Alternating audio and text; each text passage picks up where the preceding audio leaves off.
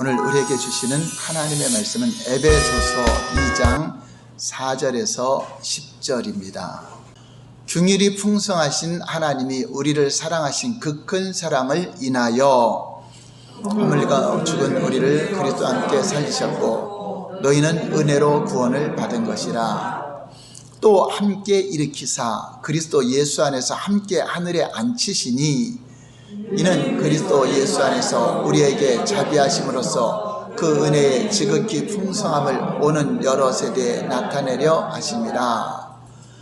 너희는 그 은혜에 의하여 믿음으로 말미암아 구원을 받았으니 이것은 너희에게서 난 것이 아니요 하나님의 선물이라.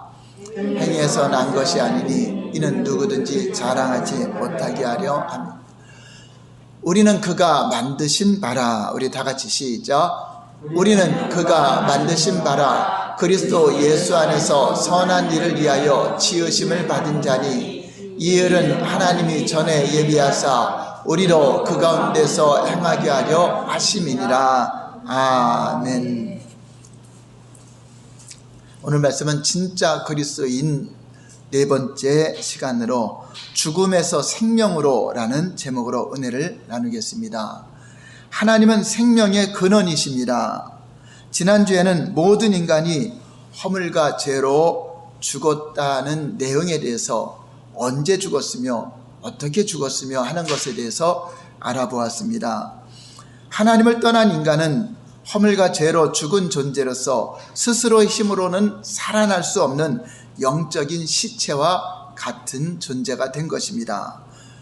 그래서 아무리 육체적인 선행이나 윤리적인 선행 또 율법의 선행으로 율법의 행위로는 절대로 스스로는 살아날 수도 없고 의롭게 될 수 없는 그러한 신분이었습니다. 그런데 기적이 일어났습니다. 죽음의 자리에 있던 우리를 구원하기 위해서 하나님께서는 독생자를 세상에 보내주셨습니다. 예수 그리스도께서 이 땅에 오신 것은 하나님의 말할 수 없는 놀라운 사랑이었습니다. 첫 번째 구원의 큰 사랑입니다. 4절 5절 볼까요? 시작. 긍휼이 풍성하신 하나님이 우리를 사랑하사 그 큰 사랑을 인하여 허물로 죽은 우리를 그리스도와 함께 살리셨고 너희는 은혜로 구원을 받은 것이라. 4절 본문 초두에 원문에 있는 단어 하나가 빠졌습니다. 그 단어는 그러나입니다. 그러나 인간은 모두가 아담의 범죄 이후로 허물과 죄로 죽은 자가 되었습니다. 그러나라고 그러나라는 내용이 들어가야 됩니다. 우리가 허물과 죄로 죽은 자 되어 하나님의 진노의 자녀였는데 그러나 긍휼에 풍성하신 하나님이 우리를 위해 큰 사랑을 베풀어 주심으로 우리가 그리스도 예수 안에서 살리심을 받았다 하는 것을 말씀하고 있는 것입니다. 이때 쓰인 긍휼, 이 긍휼이란 말은 단순한 동정심에 그치는 것이 아니라 긍휼한 마음만 갖는 것이 아니라 실제적으로 도움을 주는 행동까지 포함하는 말입니다.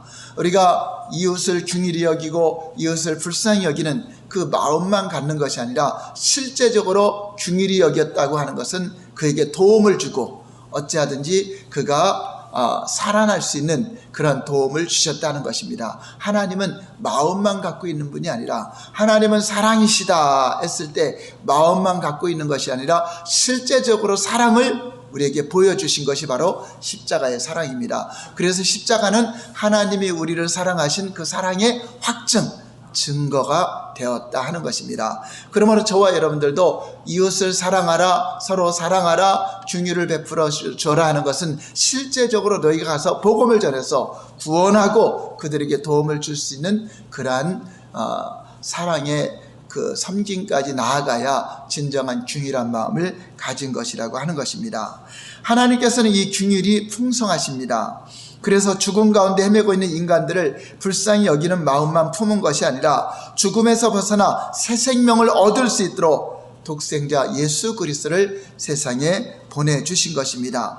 그것은 너무나 놀라운 하나님의 사랑인데 풍성하신 긍휼이 큰 사랑으로 세상에 드러난 것을 말하고 있는 것입니다. 이 구속의 은혜에 대한 개념을 이해하기 위해서는 이스라엘 백성들이 지키는 유월절 절기를 우리가 알아보아야 됩니다. 이스라엘 백성들이 애굽에서 나올 때에 10가지 재앙을 통하여 애굽에는 큰 재앙이 일어났습니다. 유월절의 근거는 이렇습니다. 이스라엘 백성들이 애굽의 노예로 있을 때에 하나님께서는 이스라엘 백성들을 바로의 손에서 구원하기 위해서 10가지 재앙을 내리셨는데 그 마지막 재앙이 애굽에서 처음 난 것을 모두 죽이는 재앙이었습니다. 출애굽기 11장 5절 볼까요? 시작. 애굽 땅에 있는 모든 처음 난 것은 왕위에 앉아있는 바로의 장자로부터 맷돌 뒤에 있는 몸종의 장자의 모든 가축의 처음 난 것까지 죽으리니. 자, 이것은 하나님의 진노에 의해서 모든 사람들은 다 죽어야 되는 존재다 하는 것입니다. 첫 것을 주겠다는 것은 대표성으로 모두가 다 죽는 것을 의미합니다. 이 재앙은 애굽 백성뿐 아니라 애굽 땅에 거하고 있던 이스라엘 백성들에게도 다 적용이 되는 것이었습니다. 결국 하나님의 말씀대로 애굽의 첫 것은 사람과 가축할 것 없이 모두 밤에 죽게 됩니다. 그러나 이스라엘 백성들에게는 이 재앙이 미치지 않도록 하나님이 조치를 내려주셨고 사랑을 베풀어 주셨습니다. 그것은 1년 된 어린 수컷 양을 잡아 그 피로 집 좌우 문설주와 문 임방에 바르라는 하나님의 말씀에 순종했을 때 죽음의 재앙이 그 피를 볼 때에 그 집을 넘어갔다. 패스 오버. 그것을 유월했다 해서 유월절이라는 그러한 절기를 지키게 된 것입니다. 여기서 중요한 점은 이스라엘 백성들에게 재앙이 임하지 않은 이유가 바로 그들이 행위를 잘해서 하나님 보시기에 의로운 삶을 살아서가 아니라 흠 없는 어린 양이 이스라엘의 각 가정마다 대신 죽어 주었기 때문에 그 피가 발라진 것을 볼 때에 죽음의 천사들이 그것을 넘어갔다고 하는 것입니다. 즉 어린 양의 피가 이스라엘 백성들을 죽음에서 구할 수 있었다고 하는 것입니다.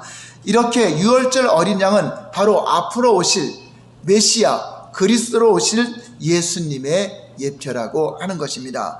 죄 가운데 죽었던 우리를 위해 예수 그리스도께서 보혈의 피를 십자가에서 흘려주심으로 우리에게 임했던 죽음의 재앙이 유월되도록, 그래서 예수님의 피를 바라보고 십자가의 복음을 믿고 받아들인 자에게는 예수님의 피가 우리에게 있기 때문에 그 피를 볼 때 우리는 죽음에서 건져지고 죽음이 넘어간다고 하는 것입니다. 그래서 다시 살아날 수 있는 놀라운 은혜를 베풀어 주신 것입니다. 그렇기 때문에 주님의 십자가는 은혜 중에 은혜요, 사랑 중에 사랑의 증거입니다. 그래서 하나님이 우리를 사랑하신 증거가 바로 십자가의 사랑, 그것을 확증해 주셨다고 하는 것입니다. 로마서 5장 8절 볼까요? 다 같이 시작. 우리가 아직 죄인 되었을 때 그리스도께서 우리를 위하여 죽으심으로 하나님께서 우리에 대한 자기의 사랑을 확증하셨느니라. 우리가 하나님을 사랑해서도 아니고 하나님 관계가 좋아서도 아니고 우리가 하나님과 원수된 관계로 있을 때에 하나님은 우리를 중일히 여기셨고 사랑을 베풀어 주신 것입니다. 그 사랑을 받은 그리스도인이라면 이제 그분을 본받아 우리도 하나님의 사랑을 가지고 긍휼을 품는 자가 되어야 하는 것입니다. 긍휼의 마음을 품는 자만이 하나님의 사랑을 세상에 실천할 수가 있는 것입니다. 우리 안에 긍휼한 마음이 풍성해질수록 사랑 또한 점점점 더욱 큰 사랑을 할 수 있게 되는 것입니다. 풍성한 긍휼을 통해서 하나님의 사랑을 입은 우리들이 이제 그 구원의 역사에 동참하는 길을 우리가 살아야 된다고 하는 것입니다. 그러면 우리가 하나님의 그 사랑을 받아들이려면 어떻게 해야 되는가? 죄와 허물로 죽은 인간이 구원의 은총을 받고 생명을 얻으려면 어떻게 해야 되는가? 예수님이 이렇게 피를 흘려주셨다고 해서 그냥 다 누구나에게 다 적용되는 것이 아닙니다. 온 인류 누구나 다 구원받는 것이 아닙니다. 그것을 믿음으로 받아들여야 돼요. 믿음으로 받아들이고 예수님을 영접할 때 그 사람이 생명을 얻고 구원을 얻는 것입니다. 예수님이 이렇게 십자가를 피 흘려 주셨다 할지라도 그거 나와 무슨 상관이 있어? 나는 그거 믿지 않아 하면은 전혀 효력이 없는 겁니다. 그러므로 우리에게 약속하신 하나님의 언약임을 믿고 내가 예수님을 믿습니다. 그분이 나의 구원자로 오셔서 나의 죄 대신 피 흘려 주심으로 내가 구원받을 믿습니다 하고 여러분들이 믿음으로 응답할 때 그 구원의 효력이 나타난다고 하는 것입니다. 그러므로 믿음으로 응답받는 것, 은혜라고 하는 것은 받을 자격이 전혀 없는 자들에게 베풀어 주신 하나님의 호의를 받아들이는 것입니다. 즉 인간은 자격이 전혀 없지만 하나님의 은혜로 구원을 베풀어 주신 것을 믿음으로 받아들일 수 있어야 되는 것입니다. 할렐루야. 그러나 하나님께서 은혜로 구원을 허락하셨다 하더라도 우리가 믿음으로 응답하지 않으면 구원이 이루어지지 않게 되는 것입니다. 그래서 바울은 다음과 같이 말을 합니다. 8절 볼까요? 8절 다 같이 시작. 너희는 그 은혜에 의하여 믿음으로 말미암아 구원을 받았으니 이것은 너희에게서 난 것이 아니요 하나님의 선물이라. 이렇게 은혜와 믿음은 뗄래야 뗄 수 없는 관계에 있는 것입니다. 이 모든 과정을 통해서 우리에게 허락된 구원은 오직 하나님의 선물입니다. 우리의 행위의 노력이 아닙니다. 우리에게서 난 것이 아니라 오직 하나님에게서 난 하나님의 선물입니다. 값없이 주어졌다고 하는 것입니다. 그러므로 오직 구원은 하나님께만 있고 하나님의 주권 안에 있는 것이기 때문에 사람이 어떠한 구원의 길을 만들고 사람의 노력이나 행위로 어떤 구원이 있다 하는 것은 돌을 닦아야 된다, 뭐를 해야 된다 하는 것은 다 거짓말입니다. 할 수가 없습니다. 죽은 시체가 무슨 어떤 구원의 길을 만들 수 있겠습니까? 살아있는 하나님, 생명의 근원이신 하나님만이 우리에게 생명을 주실 수 있는 것입니다. 그러므로 인간은 그 누구도 여러분들이 구원받았다고 하더라도 자신의 행위를 자랑할 수가 없다. 여러분들이 하나님을 믿고 아무리 올바른 행동을 하고 여러분들이 율법을 잘 지켰다 해도 그것은 구원받을 조건이 전혀 되지 않는다. 자랑할 수 없다는 것입니다. 우리 8절 9절 볼까요? 8절 9절 오늘 본문 시작. 너희는 그 은혜에 의하여 믿음으로 말미암아 구원을 받았으니 이것은 너희에게서 난 것이 아니요 하나님의 선물이라. 행위에서 난 것이 아니니 이는 누구든지 자랑하지 못하게 함이라. 나는 이렇게 해서 구원받았어, 나는 저렇게 해서 구원받았어, 전혀 자랑할 수 있는 것이 아니다. 우리의 행위로는 절대로 어떠한 구원에 이를 수 없다. 나는 믿음으로 구원받았습니다. 이거 외에는 우리가 구원의 길이 없는 것입니다. 이처럼 하나님의 놀라운 사랑과 예수 그리스도의 희생을 통해서 구원의 은혜를 경험하게 된 우리들이 얼마나 또 너무나 쉽게 구원받았다고 하니까 구원의 감격을 잊어버릴 수가 있다고 하는 것입니다. 우리는 내가 하나님의 은혜가 아니면 살 수 없는 그러한 존재인 것을, 죄와 허물로 죽었다는 것을 인정해야만 예수님의 구원이 얼마나 큰 것인지 알고 할렐루야 기뻐하며 감격할 수가 있는 것입니다. 우리가 이것을 느끼지 못한다면 하나님의 구원은 가치가 없게 됩니다. 우리에게는 아무 값도 없이 우리에게 주어진 거지만 하나님은 우리를 구원하기 위해서 이 땅에 오셔야만 됐고 인간의 몸으로 사셔야 됐고 삶과 죽음을 다 경험하는 아주 값을 너무나 크게 치렀습니다.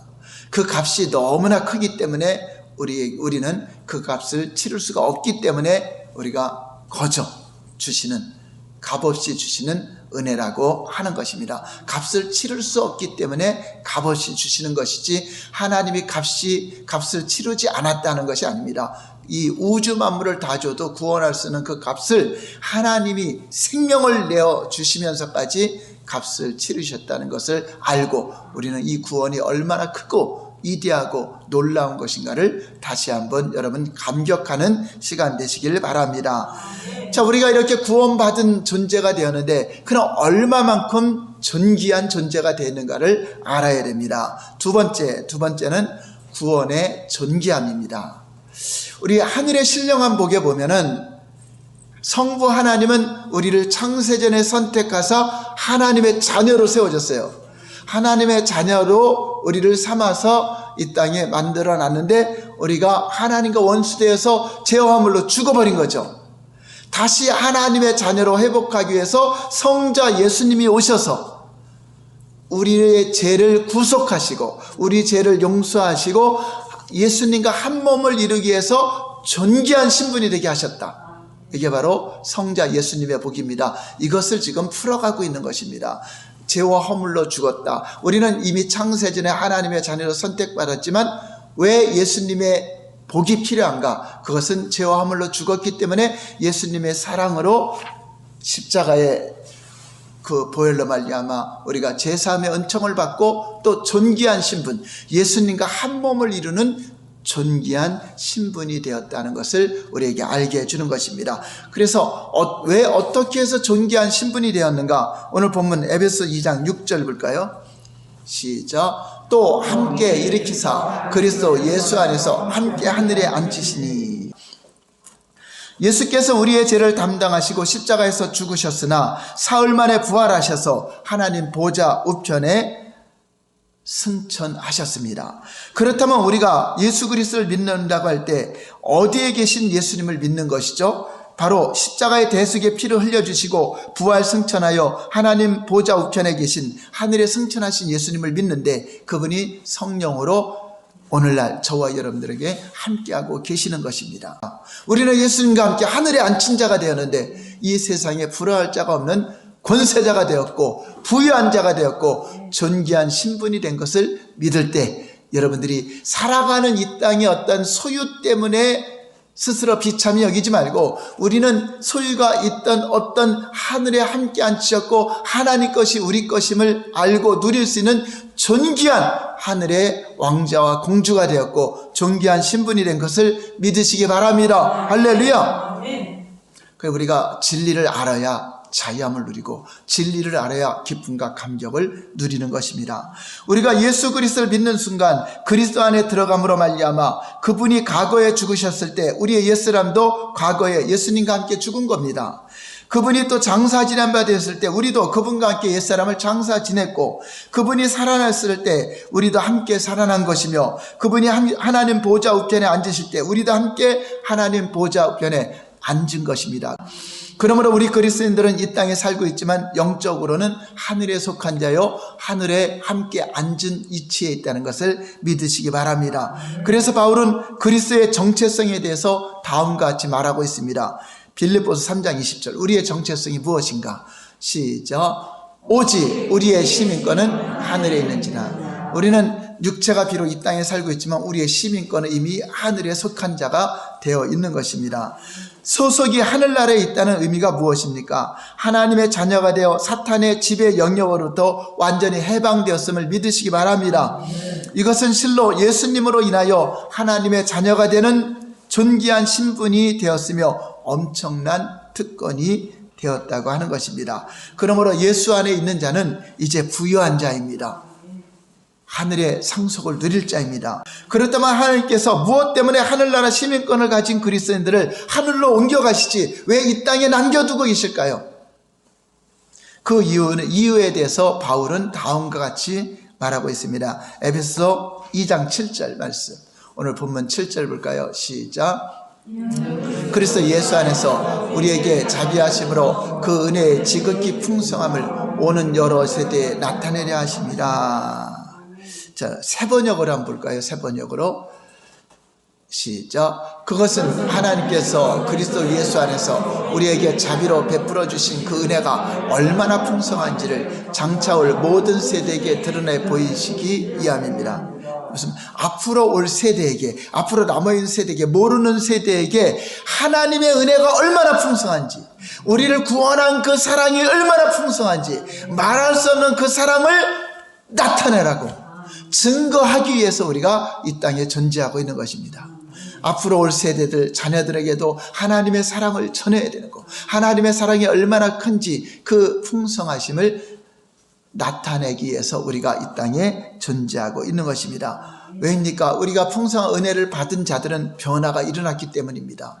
이제 이 세상에 속한 자로 사는 것이 아니라 하늘에 속한 자로 이제 삶이 바뀌어졌고 언어가 달라졌고 모든 삶이 하나님의 그 풍성함을 드러내는 증거하는 삶이 되었기 때문에 즉 하나님께서 자신에게 베푸신 은혜에 대해서 하나님을 찬양하고 하나님을 경배하며 모든 사람들에게 이 일의 증인으로 살기 위해서 우리가 이 땅에 존재하고 있는 것입니다.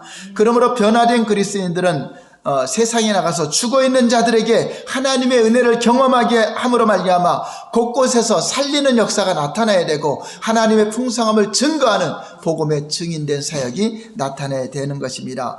그렇게 할 때 하나님께서 영광과 찬송을 우리를 통해서 받으시는 것입니다. 그 은혜의 찬송을 하기 위해서 하나님의 베푸신 은혜가 얼마나 큰지 찬양을 받기 위해서 우리를 부르신 것입니다. 그럼 진정한 구원의 목적이 무엇인가? 세 번째 구원의 목적입니다. 에베소 2장 10절 볼까요? 시작. 우리는 그가 만드신 바라 그리스도 예수 안에서 선한 일을 위하여 지으심을 받은 자니 이 일은 하나님이 전에 예비하사 우리로 그 가운데서 행하게 하려 하십니다. 선한 일을 위해서 지으심을 받았다. 우리는 하나님이 만드셨는데 선한 일을 위해서 지으심을 받았다라고 말하고 있습니다. 여러분, 선한 일이라고 하는 것은 생명 있는 삶을 말하는 것입니다. 악한 일은 뭐죠? 사망의 일입니다. 세상 사람들은 아무리 일을 열심히 하고 많은 사람들에게 좋은 것을 가르친다 해도 살리는 일이에요. 결국은 다 죽는 거예요. 네, 세상에 이거 죽는 삶입니다. 죽은 자의 삶. 생명을 살리는 일, 선한 일을 하는 사람은 우리밖에 없어요. 예수 믿는 사람, 교회 외에는 생명을 살리는 일이 없어요. 그게 바로 선한 일입니다. 선한 일은 뭐죠? 생명을 가지고 사는 삶. 아담과 하와가 생명을 가지고 사는 삶, 이게 선한 일이죠. 그런데 마귀에 의해서 미혹을 받아 죽었어요. 그때부터는 죽음의 일, 죽음의 문화, 세상의 모든 문화가 다 죽는 거예요. 결국 다 쓰레기고 다 썩어져 하는 거죠. 그러나 풀도 마르고 꽃도 지고 다 마르나 하나님 말씀은 영원한 것처럼 하나님 말씀 안에서 생명을 가진 자만이 선한 일을 위해서 살아가는 자가 되는 것입니다. 고린도후서 5장 17절 볼까요? 시작. 그런즉 누구든지 그리스도 안에 있으면 새로운 피조물이라 보라 새 것이 되었도다. 새로운 피조물이라고 하는 것은 죽은 자에서 산 자가 되었다라고 하는 것입니다. 살아있는 나무가 된 것입니다. 하나님께서 우리를 이처럼 새롭게 만든 이유가 예수 안에서 선한 일을 위해서 지은 것입니다. 물론 우리는 선한 행위로 인해서 구원받지는 않았습니다. 여러분들이 선한 행위가 없었어요. 왜냐하면 다 죽음의 일이었잖아요. 그런데 이제 살았기 때문에 이제 선한 일이 가능해진 것입니다. 생명 있는 삶을 살아가게 되는 것입니다. 선한 일이란 생명을 살리는 일입니다. 선한 일을 착한 일이라고 하는데 바로 영혼을 구원하는 것이 진정한 선한 일이요 착한 일이 되죠. 그렇죠. 많은 걸 베풀어주고 여러분 부모나 형제나 이웃에게 많은 물질적으로 헌신하고 사랑을 베풀었는데 결국 다 죽음으로 갔다면 그거는 살리는 일이 아니죠. 결국 죽음의 일이잖아요. 그것은 어떻게 보면 내가 교회를 다니면서 생명을 얻고 있으면서도 생명을 얻는 방법을 알면서도 부모에게는 복음을 전하지 않고 부모에게는 세상의 물질이나 모든 것을 다 도와주고 했어요. 그런데 부모를 전도하지 못한다면 결국은 부모에게 악한 일만 한 겁니다. 죽음에 이르는 일입니다. 세상 사람이 볼 때는 선한 일로 봤지만 결국은 죽음에 이르는 거죠. 진짜 예수 믿는 자라면 부모님을 구원해야죠. 형제를 구원해야죠. 자녀를 구원해야죠. 그것이 선한 일을 행하는 것입니다. 우리 사도행전 10장 38절 볼까요? 예수님도 선한 일을 행하셨는데 시작. 하나님이 나사렛 예수에게 성령과 능력을 기름 붓듯 하셨으며 그가 두루 다니시며 선한 일을 행하시고 마귀에게 들린 모든 사람을 고치셨으니 이는 하나님이 함께 하셨습니다. 바로 예수님은 생명 있는 분이죠. 생명 있는 분인데 선한 일을 행하시고 마귀에 들린 사람을 고쳤다. 선한 일이 무엇일까요? 예수님은 복음을 전하시고 그게 선한 일입니다. 복음을 전하여 구원하는 게 선한 일이고 고치시는 일, 치유와 회복하는 일, 그 일을 행했다는 것입니다. 그러므로 저와 여러분들의 선한 일이라는 것은 예수님이 하신 것처럼 성령의 기름 부음의 능력으로 복음을 전하고 그리고 병든 자나 아픈 자들을 여러분들이 기도해주고 치유해주고, 이것이 바로 교회의 사명입니다. 여러분들의 사명이기도 한 것입니다. 내가 구원받은 자라 할지라도 예수님을 입으로만 주여 주여라고 고백하고 이 사랑을 전하지 않고 하나님 말씀에 순종하지 않는 데면, 실천하지 않는 데면 결국 입으로만 믿는 헛된 믿음이 되는 것입니다. 마태복음 7장 21절 볼까요? 시작. 나더러 주여 주여 하는 자마다 다 천국에 들어갈 것이 아니요 다만 하늘에 계신 내 아버지의 뜻대로 행하는 자라에 들어가리라. 믿음이 삶의 능력으로 나타나야 된다. 하나님을 믿는 믿음이 순종의 믿음으로 나타난다. 그 사람이 진정한 믿음입니다. 근데 입으로는 주여 주여 하면서 주님 말씀에 순종할 수 있는 능력이 없다는 것은 그냥 생명이 없기 때문에, 죽어있는 자이기 때문에 천국에 들어갈 수가 없는 거죠. 죽어있는 자는 생명 있는 선한 일을 할 수가 없는 것입니다. 죽었다 깨어나도 세상 사람들은 선한 일을 할 수 있어요, 없어요?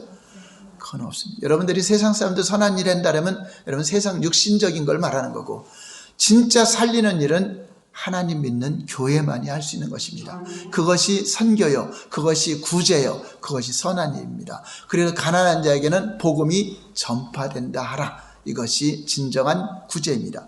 그렇습니다. 먹을 거 주고 하는 것도 구제지만 그것은 지옥 갈 거 좀 연장시켜 주는 것뿐이요, 그러나 복음을 전해 구원하는 것은 영원한 생명으로 인도하는 것이기 때문에 진정한 구제는 물에 빠진 사람을 건져주는 게 구제인 것처럼 죽은 자를 살리는 게 구제지, 죽은 자에게 먹을 거 주는 게 구제입니까? 교회가 이웃도 돌봐주지 않는다, 불쌍한 사람 도와주지 않는다, 그것을 교회가 그것도 하는 것이 필요하지만 진정한 것은 교회는 복음을 전해서 구원을 얻는 이 선교가 가장 큰 구제가 되는 것입니다. 그렇다면 선한 삶의 궁극적인 형태가 무엇일까요? 선한 삶의 궁극적인 형태는 사랑입니다. 여러분의 그 크신 사랑이 우리를 구원한 것처럼 우리도 그 사랑이 있을 때 구원을 하고자 하는 마음이 갖게 되는 것입니다. 에베소 5장 1절 2절 볼까요? 시작. 그러므로 사랑을 받은 자녀같이 너희는 하나님을 본받는 자가 되고 그리스도께서 너희를 사랑하신 것 같이 너희도 사랑 가운데 행하라. 우리가 긍휼에 풍성하신 하나님의 그 크신 사랑을 받았기 때문에 사랑을 받은 자는 사랑을 하게 된다. 사랑을 못 받은 자는 사랑을 못 한다. 그게 많은 사람들이 그러죠. 어른이 되어서 사랑을 못 하고 하는 것은 어렸을 때 사랑을 못 받고 자란 사람들이 사랑을 할 줄을 몰라요. 그래서 교회 안에서 사랑을 베풀 때 그 사랑을 또 받을 줄 아는 사람이 줄 줄도 아는 겁니다. 물론 뭐 사랑을 받기만 하면 안 되겠죠. 그래서 사랑을 받아본 사람이 사랑하는 것처럼 저와 여러분들이 하나님의 사랑을 받았어요, 안 받았어요? 받았던 것을 여러분들이 인정하고 그것을 받아들인다면 여러분들도 그 사랑을 할 수 있는 능력이 있다는 것을 믿으시기 바랍니다. 허물과 죄로 죽었던 우리에게 하나님께서 지극히 큰 사랑을 베푸심으로 구원받았습니다. 그러므로 우리가 죽음의 자리에 있던 우리가 그리스도와 함께 생명의 자리로 하늘에 앉힌 바가 되었습니다. 하늘나라 시민이 되었습니다. 그러므로 우리는 하늘나라 백성의 방식으로 살아가는 것입니다. 세상과는 차원이 다른 선을 행하는 삶, 그것이 그리스도인이라는 증거가 되는 것입니다. 이 영원 사랑의 열매를 통해서 이 땅의 교회가 계속 확장되고 세워져야 되는 것입니다. 그러므로 우리가 교회 안에서만 신앙생활하는 것이 아니라 이제 일어나 세상에 나가 하나님의 교회를 세우고 여러분들의 그 선한 그 삶이 영향력을 주어서 수많은 영혼들을 구원하는 우리 모두가 되시기를 예수님 이름으로 축원합니다. 기도하겠습니다.